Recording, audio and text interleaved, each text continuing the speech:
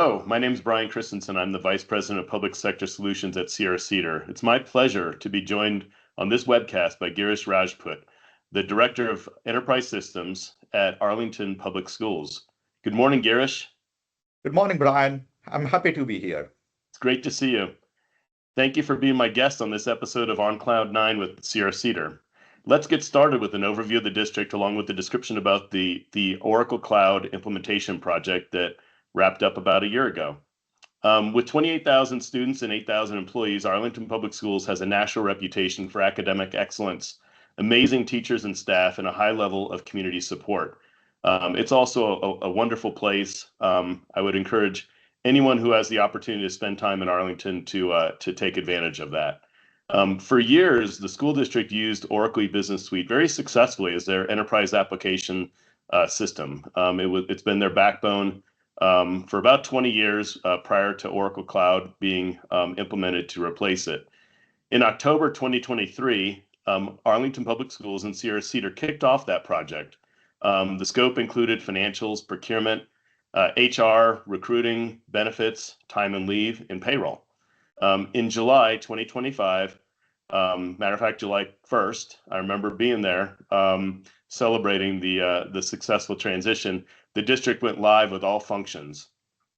The format of this webcast is that I'll be asking Girish 9 questions to enable the audience to learn more about the project, outcomes that have been experienced, and lessons learned. I'm looking forward to the discussion. Let's get started. You ready, Girish? Yes, I am. Excellent. So the first question is pretty basic. Why did the district make the decision to migrate from Oracle E-Business Suite to Oracle Cloud applications? Well, Brian, as you know, as you just said previously, we actually were amongst the early adopters in the K-12 space in the use of the Oracle E-Business Suite. But sometime in 2023, 2024 timeframe, we were looking at this. It had already been 20 years. It was an aging system. We were looking for something more that was modern in terms of the technology, the tech stack, and the UI, both, a combination of that. So when the cloud versions we heard that they were becoming more stable, and we obviously wanted to, explore that as a path. Also, going through this exercise, implementing the cloud would allow us actually a second chance at business process and re-engineering and give us something that fitted our business needs today. So that was the primary drivers. We were also looking for something that was more integrated, end-to-end process, and not necessarily that the business Oracle E-Business Suite did not do that, but it's just that we wanted to take a second look at all of these things that we had implemented, and the cloud project implementation was the perfect opportunity to do that. Yeah, great. So move to the next generation of Oracle ERP applications. Appreciate that. So the next question number 2, is what objectives have been met by the implementation of the Oracle Cloud applications? Oh, we have many wins, many wins due to this rollout. Too many to actually, articulate on a short call like this. But effectively, as I mentioned, one of the goals was to actually go through, find a system that was integrated with some of our processes. Our talent acquisition and onboarding is now integrated through the Fusion Cloud platform. So the entire journey from recruiting all the way to an employee's, getting onboarded, submitting their W-2s, W-9s, I-9s, things like that is now all through the cloud. We also wanted to integrate our budgeting process through the use of the Oracle EPM module. So we have that internally also now connected with our HR system. We do a lot of positions-based budgeting, as you know, as part of the K-12 world. So that definitely has been something that we have been able to achieve. We also have been able to leverage certain modern features such as the optical character recognition, OCR, that allows for automated creation of invoices from electronically scanned documents. So, it's a touchless feature. You scan in the invoice to an email box. Automatically, the invoices get created without somebody having to type it all up. And definitely there is some, manual intervention required, but as the system learns, through the OCR feature, it gets better and better in terms of being able to create those invoices effectively. We also, I think one of the biggest wins we have is in terms of our employees and the amount of access they have to their personal information. Now they're able to check their earned leave, evaluations, pay slips, W-2s, benefits, and as well as being able to submit their leave of absence and time online. So we were effectively using timekeepers previously for maintaining hourly time for transportation purposes, bus drivers, maintenance craft crews. It's all now they enter it themselves, and then it's a process that's now captured in within the cloud. These are just some examples, but we have been able to do a lot of business reengineering as well. And some of the biggest wins have also been the creation of job aids and things like that, with a focus this time. Yeah, great summary and very impressive. And a matter of fact, if anybody wants to email me and ask for a full list of all the process improvements, those have been documented for the project, and I'm happy to share that. There's probably, Girish, I have a slide. I think there's probably 60 things on there. So if anybody in the audience would like to see that, just send me an email at brian.christensen, CHRISTENSON at Sierra-Cedar.com. The next question number 3, is what was the biggest revelation or takeaway from the project? Well, because you said the biggest, I'm going to focus on that one. I think what we found is that over 20 years of using a system, with people leaving over the years, retiring through attrition, through whatever reasons, there were a lot of our business processes that were undocumented. There weren't as many job aids, and it was a little difficult when you had attrition, for new employees to come on and learn on the job, and with very few job aids. The project essentially allowed us to, or forced us to document all of our business processes. Because when you're implementing a cloud system like the Oracle Cloud, not only have you to first write down your requirements, effectively, basically writing down your business processes in detail so that they could be, you could support them through the system. The system could be configured and all those things could be happen. So I think that's what we found out. We thought, hey, our enterprise is running fine, everything is great. But knowing that the amount of processes that were undocumented and then not as many job aids. So that is what the project delivered as part of, obviously the implementation, which is significant documentation and job aids across so many business functions and processes. Yeah, thanks for sharing that. So the next question is written just for you, Girish. I know you take a lot of pride in this. So I've always personally been impressed by the generosity from you and others at Arlington Public Schools. I mean, we're all in the Oracle ERP user community and go to the conferences and user groups and attend webinars and things like that. Have always been impressed when it comes to the generosity you have in sharing your experiences with other districts, whether it's Oracle, even other technologies, hosting site visits and helping others in the K-12 community when it comes to the adoption of new technologies. Perhaps you could provide some background around this philosophy and how you've put it into action over the past 2 decades. It's really great stewardship, for the industry, and maybe you could just provide some perspective about that. And Brian, I think you rightly said so. We actually take pride in sharing what we have gone through, as well as I think how we view our service vendors, such as yourselves, implementation partners, product partners, as truly partners, not as just providers, as a service provider. So that has allowed us to adopt new technologies early and deliver systems across our school district very, very successfully and effectively at a much lower cost, as well as in a shorter time frame. And we have always tried to showcase, our district in terms of pushing the products we implement to be, best of class implementations. So that's what we try to bring in to the forefront. Our philosophy is we learn from each other. Our school districts also surrounding partners. We look at them as also as partners, and so we are all trying to solve the same problems.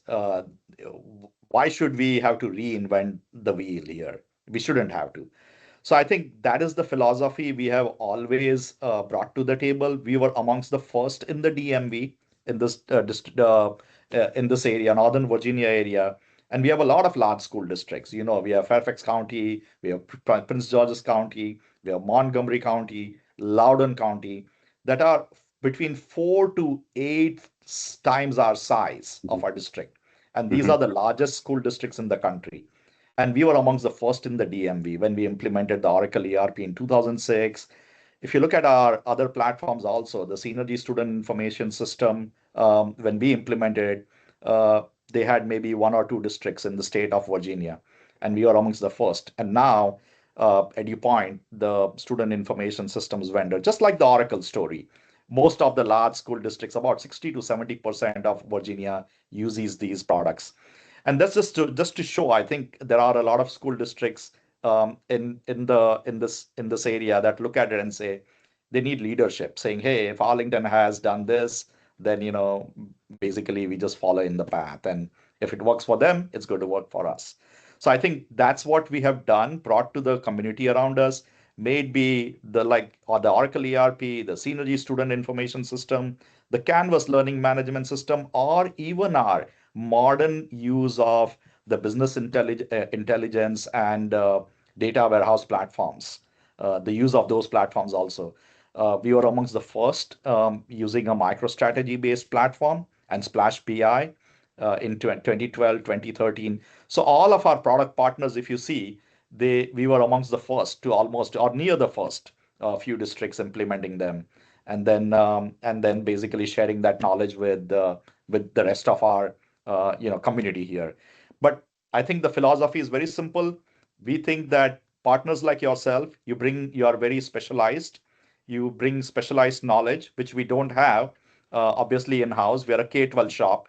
And so it's in our interest to, you know, look at you as partners than just rather than just somebody that's delivering a service, and then basically using your services to push you also to bring you to the table and say, how can we do a best of breed implementation, and to use the product, push the product to the ultimate, which is I think what we have done with this implementation also, with the Oracle Cloud implementation. So I think that's the philosophy, that's how we work with. So we are not afraid to go out and work with you or champion your and our story along with this, so that others can also learn and benefit from it. Yeah, and I'm sure it's appreciated by everybody that comes into contact with you. So um, that's great. So now for a little bit of an offbeat question. If you had to choose a movie that best resembles the district's journey to the cloud, what would it be? You know, implementing a Fusion Cloud on an Oracle ERP implementation is nothing less than going to the moon. I would say that. It is very complicated, and it has a lot of moving parts. There's a lot of things you are doing. Obviously, if you're trying to land on the moon, obviously there are people involved and there are lives involved. But the complexity of is similar. So Apollo 13, I don't know if you watched it. Hmm. That was a movie that I actually, all the issues they had, and they had to abort the mission actually halfway. And they went from in the movie, they go from, rather than trying to land there, they basically say, how do we? It becomes a rescue mission. And obviously we delivered the project successfully. We didn't have to abort. That's a good part. But it's all the crisis management, and the engineering team, how they kind of navigated each time coming up with the solution whenever they encountered some issues. They all perfectly mirrored our very high stakes ERP implementation, because it's changing everything that is out there. And for somebody like us, we went across all the functions, we implemented it.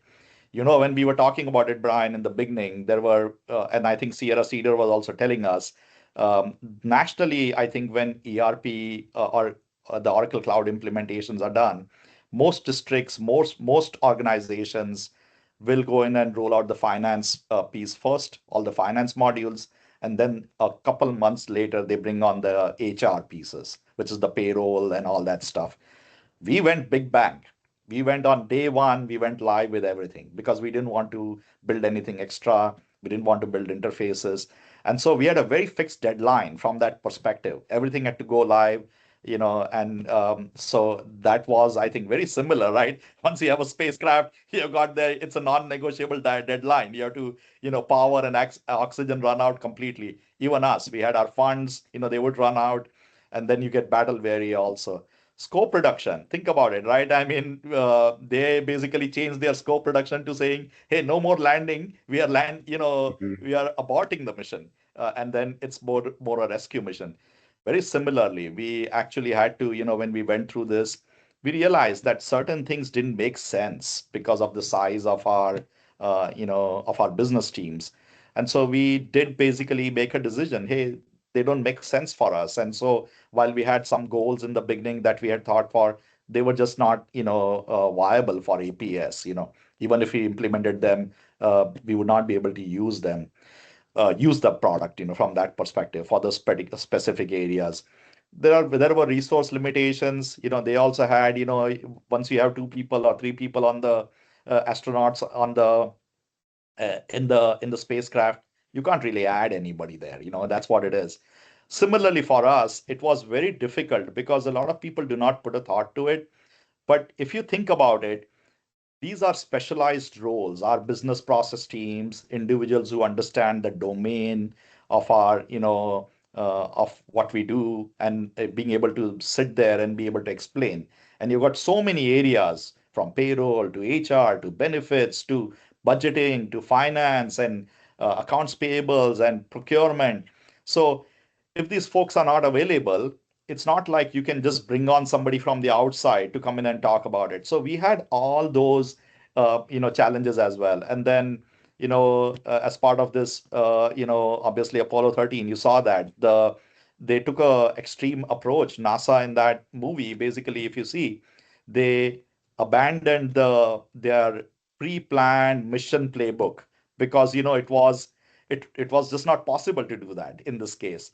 They had shifted to an hour by hour deployment strategy. They were kind of like, because hey, this problem comes with, this is what we work with, kind of something like that. We started with the initially with the waterfall approach, where we said, hey, here are our requirements, when we put out the RFP. But then as we went through the whole project, we were using a combination of agile also, because what we were doing is we were having scrum in the morning, very quickly, 15 minutes, where everybody would get on a call, and then would essentially come in and say, hey, okay, everybody, you get to talk maybe 60 seconds. That's it. Is there anything that anybody needs attention to? So because everybody was busy, so we could not, have long conversations. So we did all those things. And then obviously we pivoted so many times because there are so many surprises that keep coming up. So all in all, that is how I felt about the project. And then obviously the goal, was very important because we were going to get all these benefits through business process reengineering, all these modern systems, but at the same time we had to make sure we avoided the news and we didn't have disaster. So I think that is how I saw this project firsthand. And we are happy and pleased that obviously we had a very successful implementation. Yeah.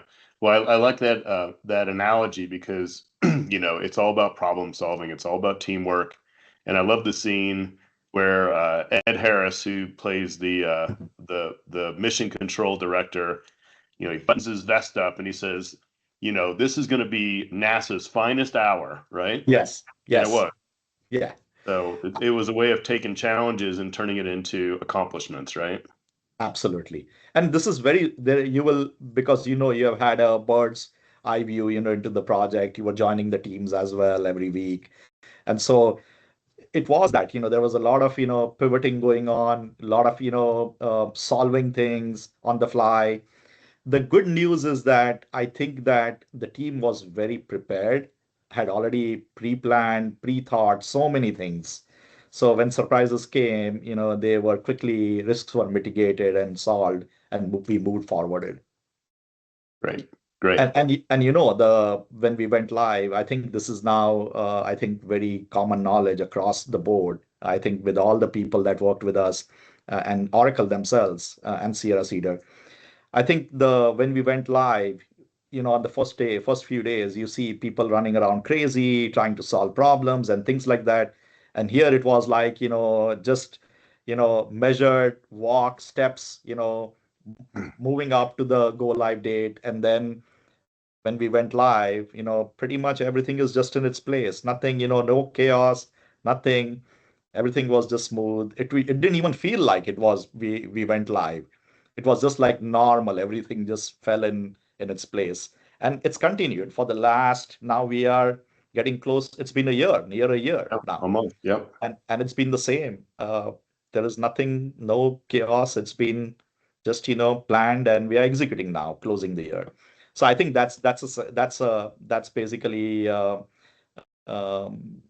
success looks like as I define it. Yeah, that's great. That's great. And I don't know if you know this, but The Right Stuff is one of my favorite books. So, That's great. so I think everybody on the team had the right stuff as well, so it's Great. great. So question number 6, if you could go back in time and give yourself and the project team some advice during the project kickoff meeting, and I remember the project kickoff meeting vividly as well. Same room as where we celebrated the go live. What would that advice be? I think I would focus on two things. Obviously, the first one would be focus on the areas that are most visible. For example, employees' paychecks. You know, focus on that area. Focus on the payroll part of it. Make sure it's 100% correct. Get to that place. And I think a partner like Sierra-Cedar worked great for us because, we did so many exercises, pre-runs, making sure that all our numbers matched 100% or close to 100% during before we went live. Multiple cycles, pay cycles. So I think that's something that I would say because if there are other things that are failing and you have a little bit more leeway to solve those problems versus, for example, pay. You are out there, people are not getting paid or incorrectly, then those are more difficult to you have a short time frame to fix things and all those. So that's definitely the key part where every project team should look at. The second most important thing, I would actually put this even above the one that I talked about. Make sure that you have food for the project team. Very, very important. As food brings people together and a lot more gets done when staff don't have to worry about their lunch. Make it exciting also, if you can. And I know some people will say, hey, how does this tie in? I'll give you an example. At one time, we were struggling with getting our system tested, because our the testing is done by staff in the finance departments, the HR departments, and everybody is basically pretty much multitasking because they're doing their regular job and then they have to test this out also. And motivation is always difficult, because they already bogged down with all those things going on. What we found is that we were looking at a timeline of about 12 months needing to just test the product, what we had completed. And then there was some brainstorm ideas put together, and we were able to convince leadership here to actually serve lunch to the entire project team. And then the obviously our staff took over here, and we were catering, and it was, and then we also made it exciting. The staff here made it very exciting. They would ask, hey, what do you want to eat for lunch tomorrow versus day after tomorrow. And then what we started finding is that a lot more people started coming in and filling into the conference rooms physically because there was that excitement. Hey, I don't Mhm. have to worry about my lunch as well as lunch is being served here. And then it brought this camaraderie, and people just started focusing it in and getting it done. And we were able to go from 12 months to actually getting it done in 3 months. So too bad we just started this too late. We didn't realize this idea. It was a great idea. It worked for us. Perfect timing. But, I think every organization should plan for some things like this. That, it just makes it's one of those small perks. The project Yeah, obviously costs a lot of money, but in the end, the food doesn't cost that much compared to, but it does bring, that motivation, the camaraderie of people basically sitting, getting together every day, and then conversations happen. They are spending a lot more time in terms of getting things done. So I would basically say that the food is very important, definitely. That's right. what we should do. So astronomical ROI from the burrito bar. Absolutely, that is Good, 100% correct. Yes. good. That's great. So question number seven is, what has been the reaction from the user community outside of the central office? So out in the schools and the departments. Overall, the school staff use the cloud platform for doing several things, such as they do their evaluations. There are staff, most staff will be do that. Teachers will essentially use it for their personal leave, absences, being able to see their pay slips, certain other things, direct deposits, and all those pieces. And the feedback has been genuinely, all positive. There's positive feedback. There are also some other parts of the organization. Schools use it for ordering supplies, punch outs, and things like that, ordering from Amazon. So we have been able to incorporate all this in the Cloud Fusion Cloud platform, and the feedback is all positive. It's that's where we are in terms of the platform. Mostly all positive feedback. And whenever we had some issues, we had to sort out. We kind of jump in and we resolve that. But there are none. It's all been positive feedback at this point in time. Great, great. So a newer, better version of what you had before. That is correct. And then additional functionality also, Yep. because we did, add more functionality in terms of the platform. So it's definitely more integrated. Yeah. Yeah. So question number 8, are there any humorous stories that you recall from the project? If so, maybe you can share one with us. Well, this is kind of it's funny but sad also, in both ways. It depends on how you look at it. I think it's by now common knowledge, at least within the project team, that we had a very, very high attrition rate on the project. And that's, I think, classic. Most organizations should understand that this is going to happen just because, the nature of a ERP implementation is requires a lot of changes and a lot of hard work, and a lot of planning that goes in. Sometimes what that can do is, certain staff or people can say, hey, I'm not ready for this. I did this 20 years ago and I think I'm done. I'm going to hang my boots up, and go, leave. I'm going to retire. So that does happen, which happened to us. There are going to be some people that are going to say, hey, this is too much work. I'm going to leave as well. And then there are other things that happen. Unfortunately for us, what happened is our majority of our leadership across many, many areas, they basically left. And it had come to a point where people were like, hey, now who goes next? And we had about 80% of our original, key players that we had, the leadership. We had our, the CFO leave.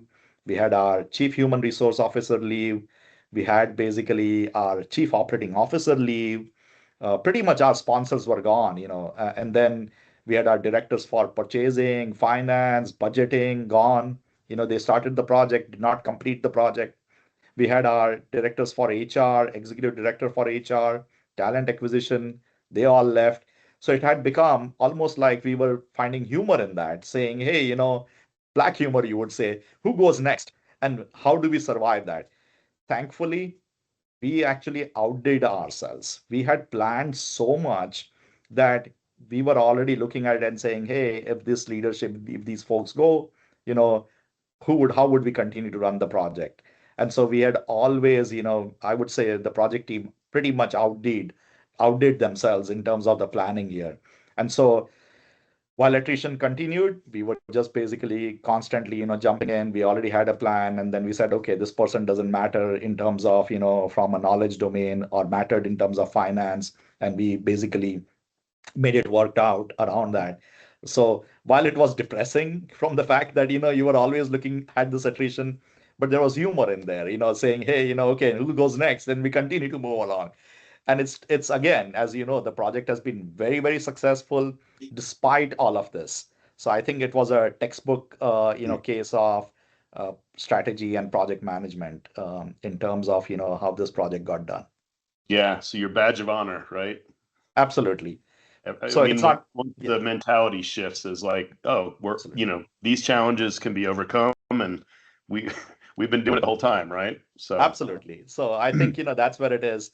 Obviously, there were obviously a lot of lighthearted conversations, humor, when we started running, when we started serving lunches.